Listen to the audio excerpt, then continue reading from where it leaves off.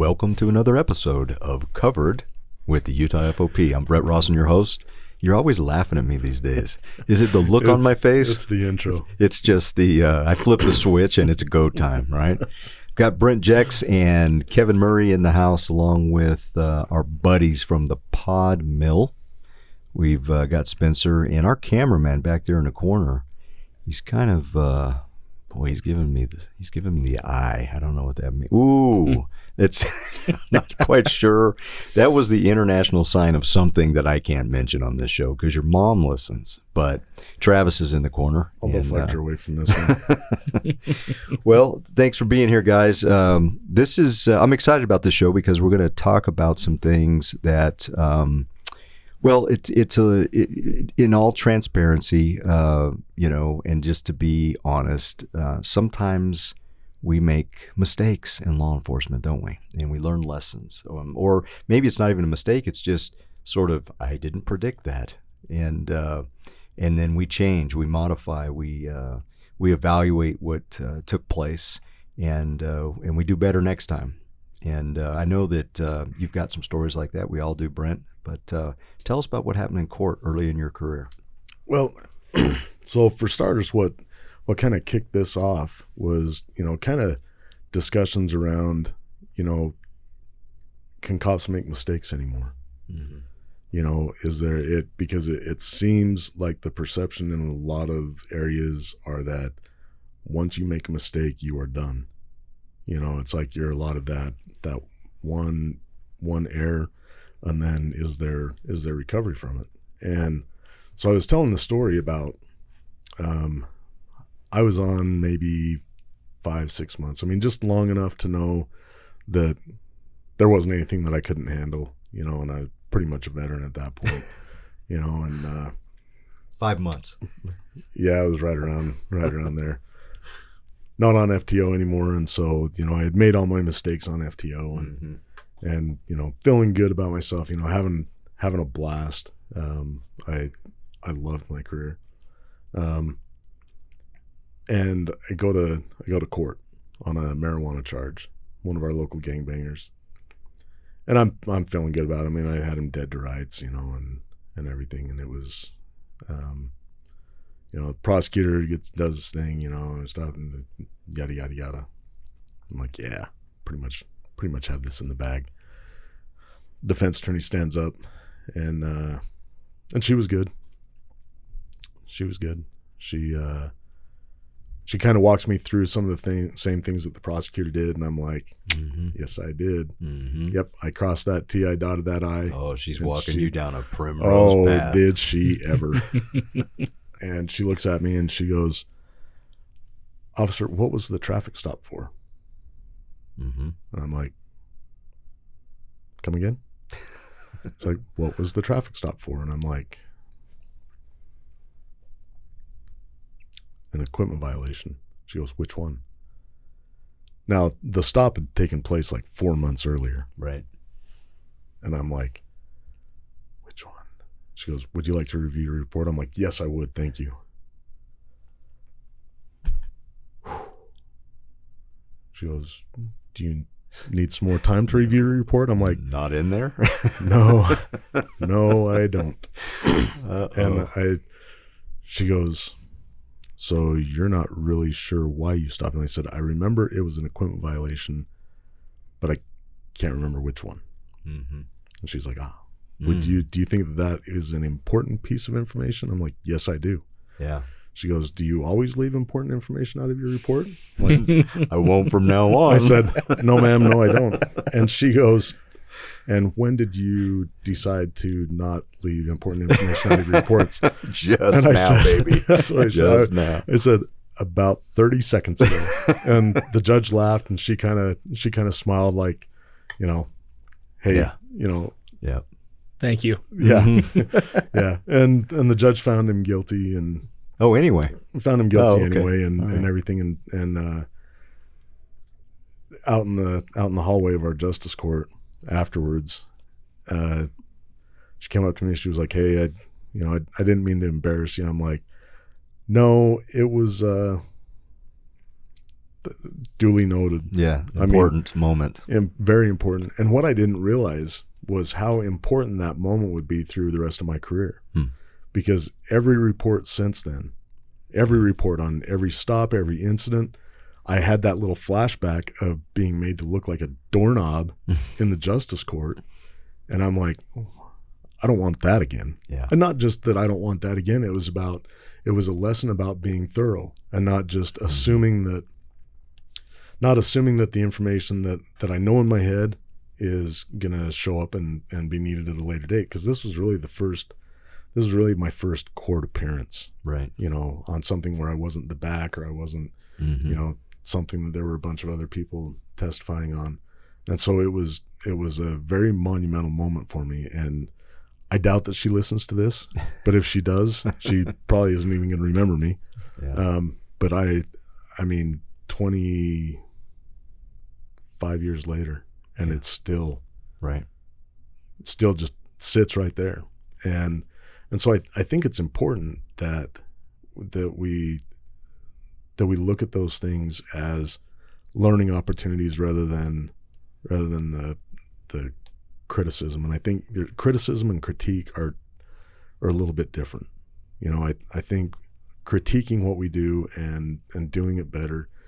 And look, I don't know of a single cop that hasn't made a mistake on something. I don't know anybody in any profession that hasn't made a mistake on something. And so why is it so much more monumental for us to acknowledge Depends mistakes? on the mistake, doesn't it? I mean, I think so. We've talked about my old man, the fighter pilot, talking about there are some mistakes you don't get to make. And, those are the life and death ones, right? There are some disqualifying mistakes. Absolutely. But that's not really what we're talking about. We're talking about the fine-tuning of our efforts in law enforcement. And, for example, I learned one time that when you're chasing let's call it a potential burglary suspect, that you can slam your car into park so hard that it bounces back into neutral. Did you know that? I did. Yeah, well, I didn't know that either. Because when I turned around after catching the bad guy, my car was moving. So that was on FTO, and I'd like to say that was the last time that happened. It happened twice. Anyway, some mistakes you do get to learn from, but the life and death ones are not the ones you want to commit, because sometimes there's no coming back from that. No, I mean, we had a guy that so basically the call was they get sent by another agency here in the Valley to check for a potential suspect or a person of interest in a stolen vehicle. They show up to the door. The mom opens the door, says he's not there. They look in. As he's crossing the hallway, and so they go in after him. Fight ensues. They arrest him, arrest mom for interfering, arrest him. The guy had a warrant. The other agency, but they were okay. We got him. The other agency was like, well, we don't know that we have enough for custody. We just wanted to question him, and they were like, okay, well, he's sitting in jail. The case goes to trial. They detail it out in court. The prosecutor, I'm pretty sure it was the prosecutor, says, he had a warrant. Yep, he had a warrant, taken into custody, yada, yada, yada. In fact, it was the prosecutor that said that, because then the defense attorney got up and said, did you know that the suspect had a warrant when you made entry? Now, it would have been a real easy thing for him to say, yeah, we knew he had a warrant, and closed shut. The officer said, no, at the time we didn't know he had a warrant. So that did two things. One, the interfering got tossed. Yeah. Obviously, but his credibility his credibility with the judge, with the prosecutor, and with the defense attorney, and with every cop in there. Yeah. Goes through the roof, because you knew that no matter what it did to the case.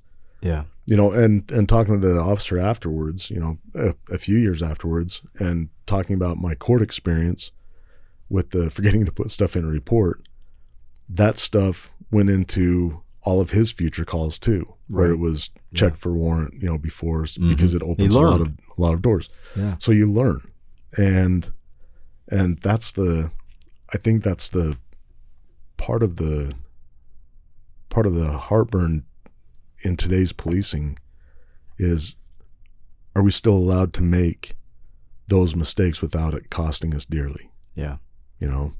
Yeah. Yeah. I don't know. The profession has changed somewhat, and it's hard to know the answer to that question. Kevin, you have some thoughts on that? I think the biggest thing is integrity, and it gets drilled into us from the first day of the academy. And you have to remember that regardless whether we're allowed to make mistakes or not, and you'll hear people say, you can survive anything in this career except for lying. Yep. I think some of that's true, some of it's not, but will you be able to live with yourself knowing that you weren't truthful in that? Right. And I think in those circumstances, especially the one in court with the warrant, that he may have been able to get away with that. He knows that his integrity is more important than that case, because who cares?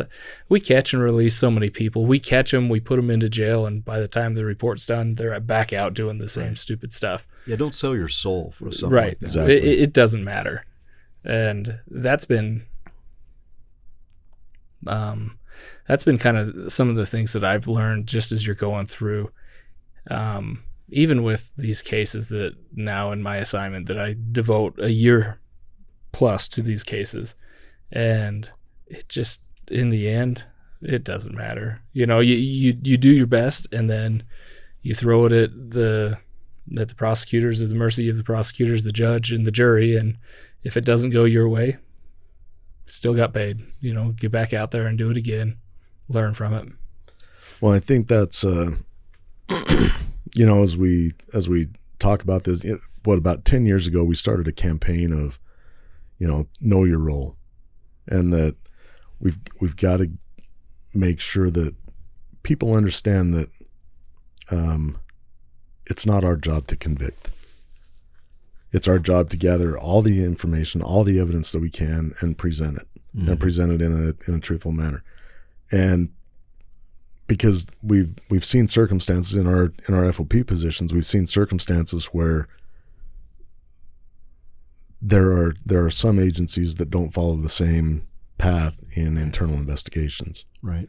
And in those allegations. And so the more that we can do that and acknowledge the mistakes. I mean, I remember my first wire case, and I remember, everything just fell into place. I mean, it went from traffic stop with, a couple of girls with some balloons of heroin right before the 4th of July weekend. Mm-hmm.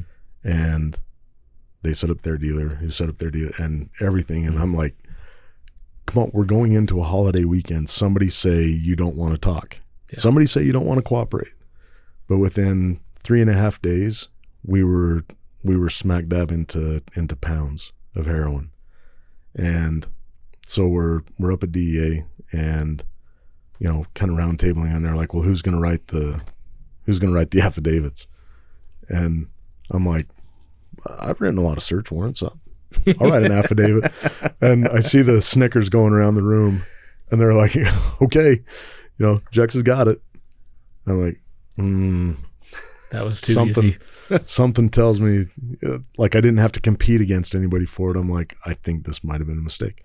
Well, on my very first affidavit, I ended up back in front of the judge 4 times. Oh no! For misses and typos, and the wrong name was put in, and everything like that. And on the 4th and final time, we go in, and it was Judge Parker, and Judge Parker goes, do you want to sit down on my computer and just kind of go through it again? I'm like,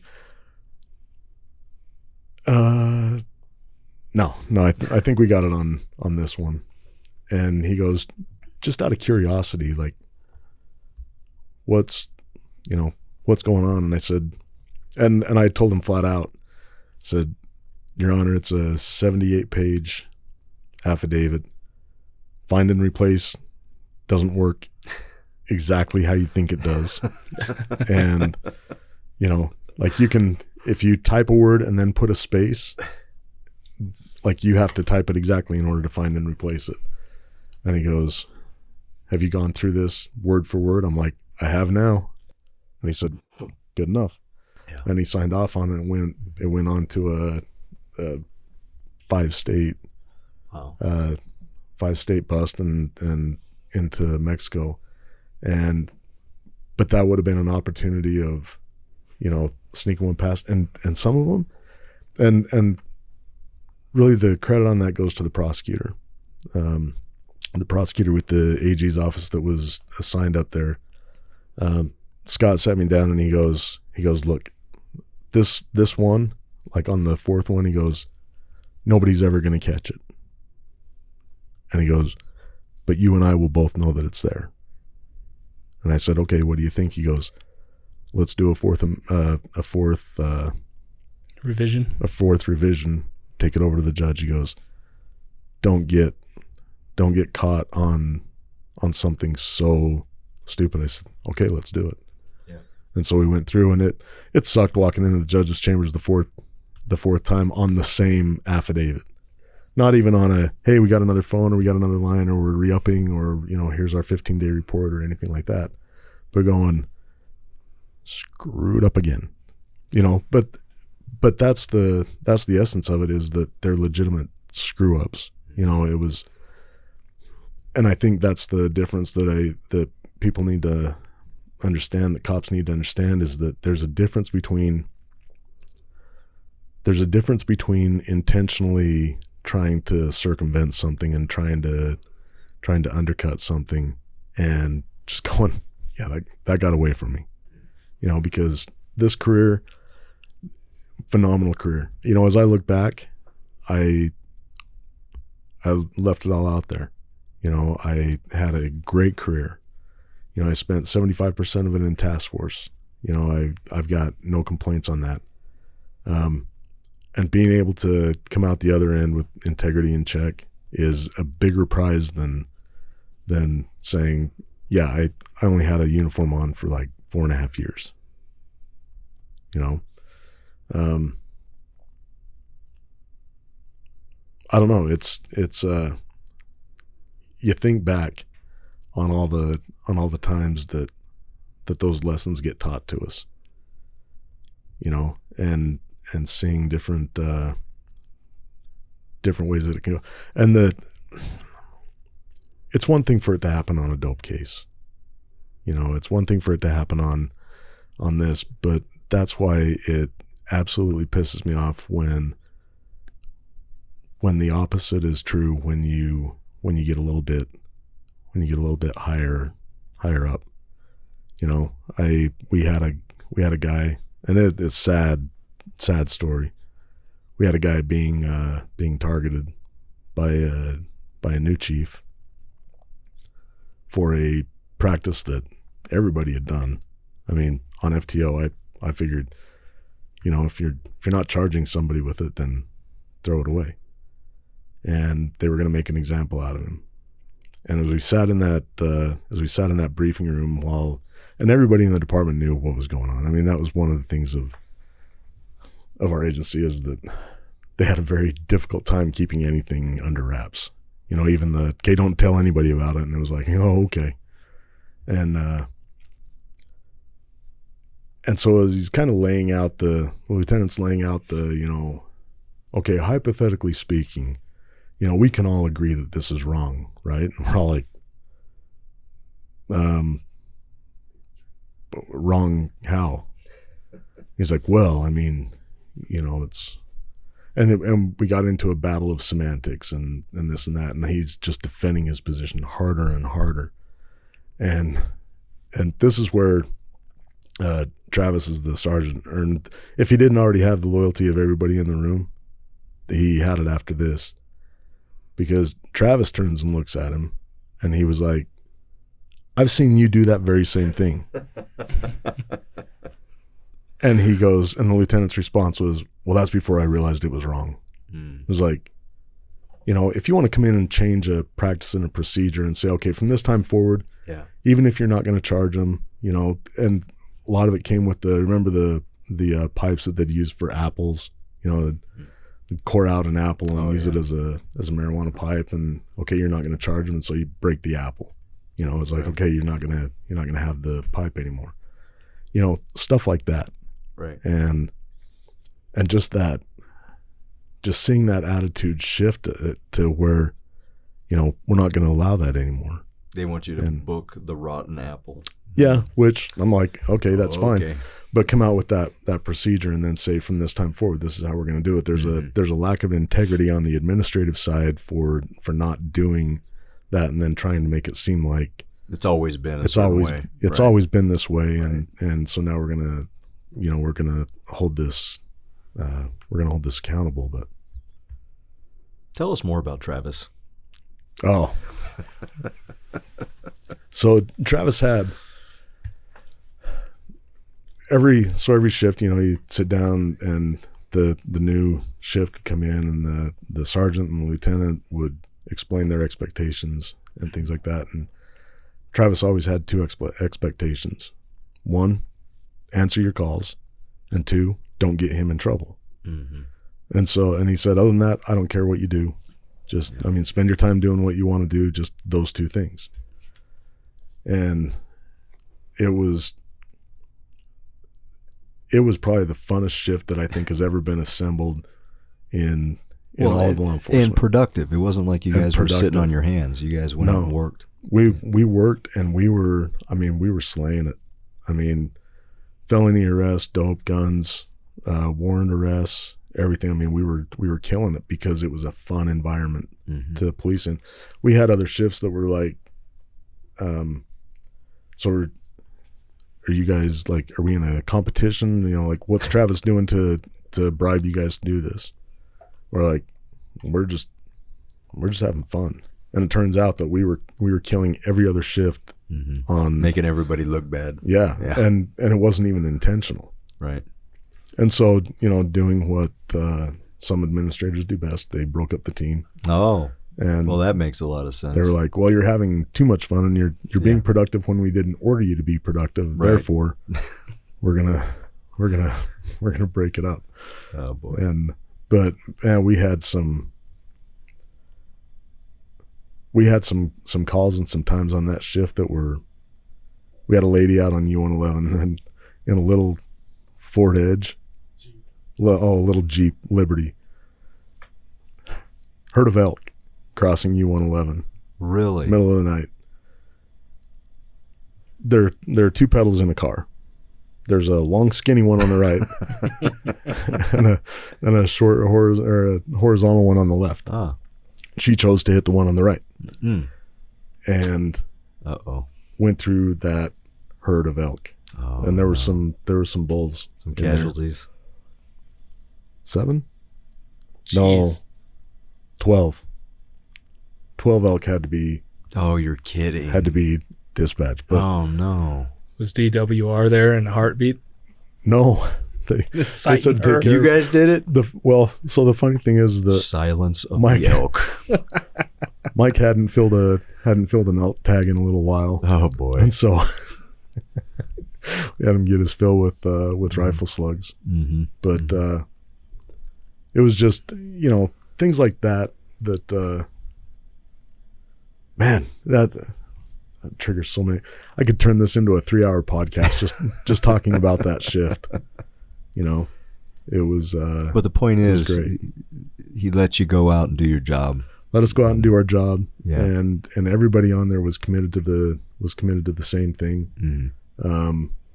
You know, it was, and the thing is that we held each other accountable. you know,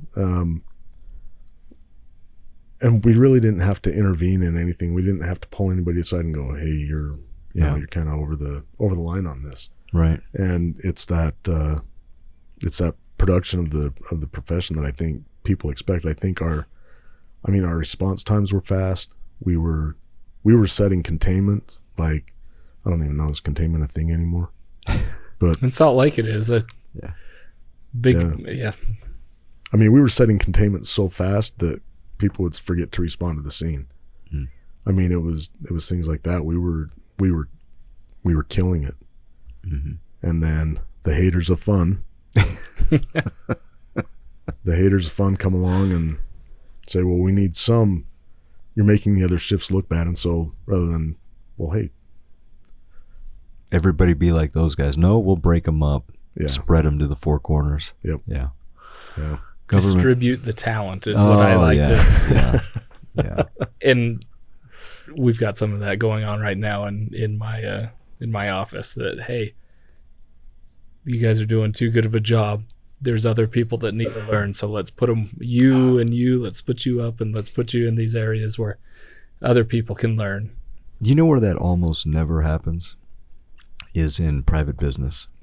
If you have a group that's killing it, you let them kill it.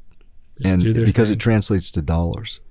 And I'm not saying every business. Some business is dumb enough to to make that brilliant government move, but most of the time the dollars will dictate. So you have a winning team, you keep that team happy.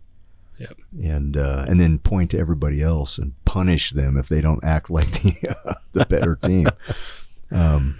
That's super interesting. Yeah, I mean, we started talking about mistakes you make on the job and how you learn from it, how you grow from it, and I'll just reemphasize, we're not talking about making those kinds of mistakes that are going to shorten your life on this planet or cause harm to somebody else. Those are the category of you're not allowed to make those mistakes. Yep. And that is what makes our job different, because some mistakes you're not allowed to make.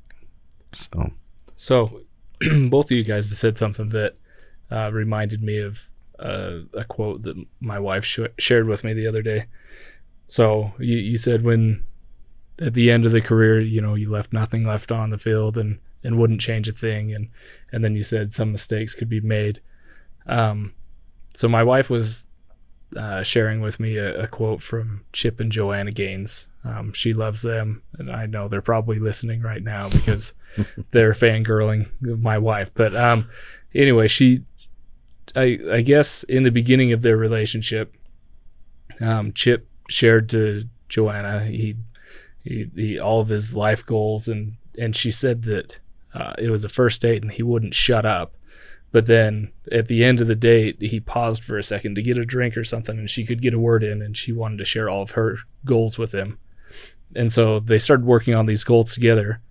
And so later on in their life, they were with a group of friends, and he asked the question, if you guys had the opportunity where fear was not in the equation, fear of failing, fear of things not working out, how would your life have changed if you would have made different decisions? And so my wife asked me that, and I couldn't think of anything that really that I would change in my life. I guess I've got a pretty charmed life, but I think we need to, there is that fear, but that fear needs to motivate us. That fear needs to push us. And if we do make a mistake, make sure that we learn from it.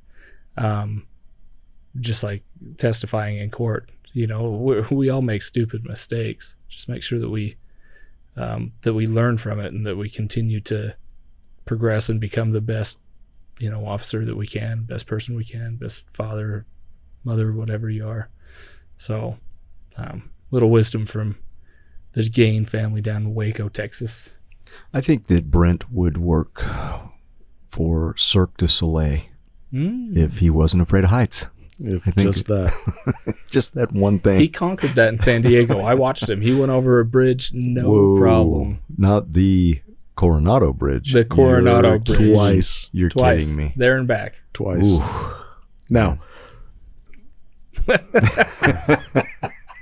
Was he tranquilized and blindfolded? And No, no, I wish he was I alized. It was paralyzed, and So the first time over, we were on the trolley, and the driver was not a good driver, and we're sitting towards the front, and Katie's sitting on the window side. I'm sitting on the aisle side, and the steps to go out the bus with the rod and everything are right there, and I just got a grip so hard on him that when we got off, I'm surprised that I didn't like crush the steel. We go over. We're on the island, looking at a bunch of things. Catch the trolley to come back, and we're coming up and around, and traffic's backed up. This time we're sitting at the back. I don't know why, but when we got on, I went right to the very back row, and again, Katie got in first, and I'm sitting there, and another family gets on and sits opposite, and as we're coming up just before you start that bend, I'm sitting in the aisle, and I look over at this lady and her husband who are sitting there, and I'm like, I just want to apologize in advance. And they were like, what? I'm like, this isn't going to be pretty, and I'm not proud of myself. And my lovely wife caught video of me sitting almost in the aisle looking down. How I didn't vomit, I don't know. I think I was too afraid to vomit. Mm-hmm. And then, everybody talking about, oh, look, the ship passing under, and with all the sailors standing around the end, and I'm like, I don't care. I don't care. Take a picture. I'll look at it later. Yeah. And at one point at the summit of it, I kind of opened my eyes and looked out, and I'm like, bad idea, and looked back down to the aisle. Yeah. Well, until we went through maybe in another life, Park. You can be on the trapeze in another life. Now there is another issue to that, and that is the leotard. Oh, they make there's all kinds of sizes. There's my fear, and then there's fear of everybody else. Yeah, but you'll be so comfortable it doesn't matter. It's like a wrestling singlet. You can move so easily in those things. I don't. Back to your question, Kevin. I don't. Can't think of a time when it was particularly fear that was keeping me from making a decision about where my life or career should go. But there have been times when I've thought, man, if I had all the time in the world, I would, and I mean like to live the length of life of tortoise, that I would go to additional school. And I know that sounds nuts for a guy with, that collects degrees, but I really enjoyed school. And I guess I'd have to have spent so much time doing it. But I'd probably go to med school, if I had a bunch more time. Always thought that I've always fascinated. Well, I'm a little busy with the old FOP, as they like to say, But then you could also be the FOP doctor. That's true. Yeah. OICI. The medical plan. The FOP medical plan. OICI, well, we're alone. It's a good time for your prostate check. Let's do this. Yeah. Travis is like, that usually happens in the IA portion. Yeah. Those guys aren't qualified though. Yeah. It would be interesting to go back to school. I just can't imagine that happening in my I won't later years until they get rid of math as a requirement. I've gone as far as I'm going. Well, and that may have been the thing that kept me from the science track in the beginning. It's not that I can't do math. It's just it was more of a struggle than some of the liberal arts, the language stuff. I was a good talker. If you know what I mean. So anyway, yeah, it's fun to think about. I don't know how many. Where are we at, time wise? Wake up, Smitcher. 35. He's shopping for shoes. Not sure what he's doing over there.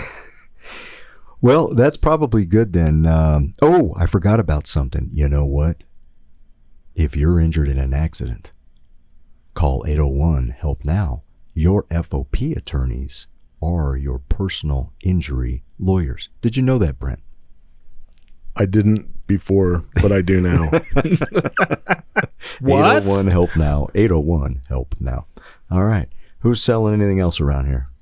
I think Travis dabbles in the condition supplements. condition supplements. I mean, if you want to get in shape, condition supplements. It's a there's a .com on there somewhere in there. Don't you have a little is it conditionsupplements.com?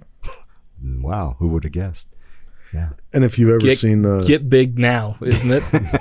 No, that's one a whole different site. Whole different site. which Travis also owns. Oh, well, that was fun. No, I enjoyed that one. We learned some things about each other on that episode. I like it. All right.